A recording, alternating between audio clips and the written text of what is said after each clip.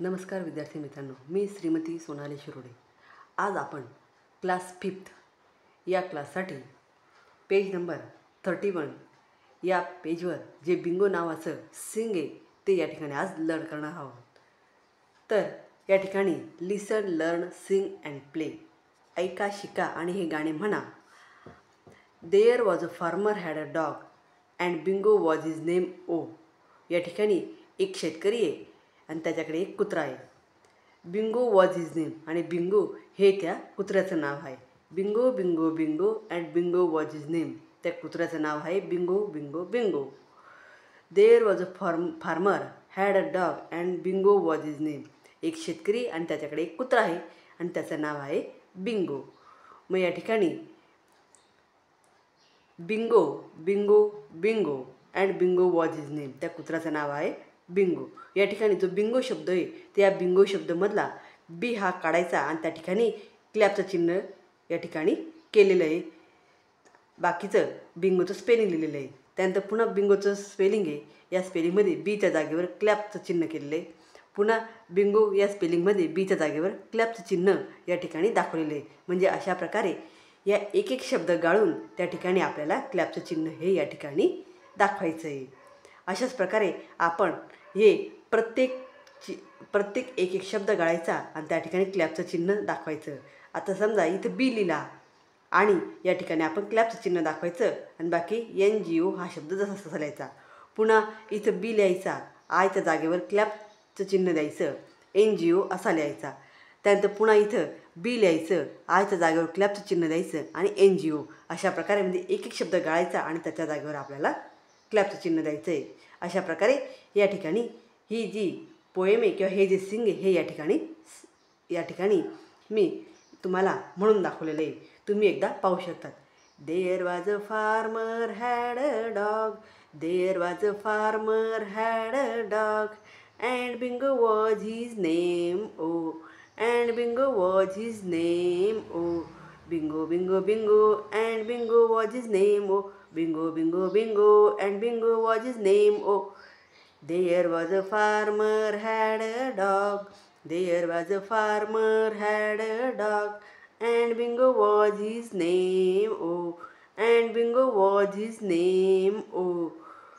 Bingo, bingo, bingo, and Bingo was his name, Bingo, bingo, bingo, and Bingo was his name, oh. अशा प्रकारे ही या ठिकाणी मी ही जी poem आहे ही या ठिकाणी सिंग करून दाखवलेली आहे।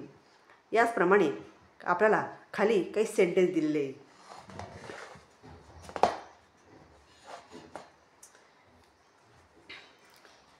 विद्यार्थ्यांनो, व्हॅनिसिंग सेंटेन्सेस, इथेही आपल्याला एक सेंटेन्स दिलेलं आहे। The quick brown fox jumps over a lazy boy, हे सेंटेन्स दिलेलं आहे। या ठिकाणी हे सेंटेन्स रीड करायचं आहे। Read the first sentence carefully ते वाचायचं आहे। Then continue to read it aloud saying a missing words till you can read the whole sentence from memory. या ठिकाणी काही शब्द मिसिंग केलेले आहेत, ते मिसिंग केलेले शब्द हे आपल्याला फाइंड आउट करायचे, शोधायचे आहेत। तर या ठिकाणी मी माझ्या नोटबुकमध्ये ते शब्द जे वर्ड आहे ते फाइंड आउट केलेले आहे आणि त्या प्रत्येक वर्डला या ठिकाणी मी बॉक्सेस आखलेले आहेत। ते तुम्ही या ठिकाणी माझ्या नोटबुकमध्ये पाहू शकता।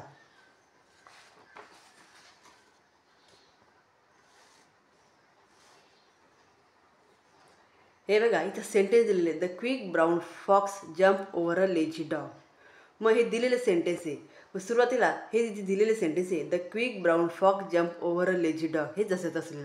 आता या ठिकाणी आपल्याला हे जे the quick brown fox jumps over a lazy dog, या ठिकाणी ह्या डॉग या शब्दाला मी चौकोन केलेला आहे, बॉक्स आखलेला आहे। म्हणजे या ठिकाणी हा बॉक्स रिकामा होता, तर या रिकाम्या बॉक्समध्ये आपल्याला कोणता शब्द टाकायचा आहे, तर डॉग हा वरती जो शब्द आहे तो या ठिकाणी टाकायचा आहे। म्हणजे वरचं जे सेंटेन्स आहे त्या सेंटेन्समध्ये शब्दच आपल्याला खालच्या बॉक्समध्ये भरायचे आहेत। मग सुरुवातीला राईट साईडने म्हणजे उजव्या हाताकडून आपल्याला एक एक शब्द हा त्या रिकाम्या बॉक्समध्ये भरायचा आहे। मग हा जो पहिला बॉक्स होता तर या ठिकाणी आपण डॉग हा शब्द भरला। त्यानंतर second sentence, the quick brown fox jump over a lazy dog, या ठिकाणी आता पहिला बॉक्स होता डॉगचा, आता त्याच्यानंतरचा जो बॉक्स आहे त्या बॉक्समध्ये लिहायचा आहे वर्ड लेझी। म्हणजे वरच्या सेंटेन्समध्ये कोणतं वर्ड आहे लेझी ते या ठिकाणी लिहायचं आहे। त्यानंतर पुढचं आहे the quick brown fox jump over a lazy dog. आता या ठिकाणी 3 बॉक्सेस एम्प्टी दिलेले. मग सुरुवातीच्या बॉक्समध्ये डॉग, त्याच्यानंतरच्या बॉक्समध्ये लेझी आणि त्याच्यानंतरच्या बॉक्समध्ये ए हा वर्ड लिहायचा आहे. म्हणजे हे जे मिसिंग वर्ड आहे हे या ठिकाणी मी फाइंड आउट करून या ठिकाणी राईट डाऊन केलेले आहेत. The quick brown fox jumps over a lazy dog. आता इथं डॉग हा आपण शोधलेला आहे, लेझी शोधला आहे, ए शोधलेला आहे आणि आता हे इकडचा बॉक्स रिकामा आहे, या ठिकाणी लिहायचं आहे ओव्हर. त्यानंतर the quick brown fox jumps over a lazy dog. नंतर पुन्हा इथं डॉग शोधला, लेझी शोधला, ए शोधला, ओव्हर शोधला आणि आता वरचा जम्प्स हा या ठिकाणी लिहायचा आहे.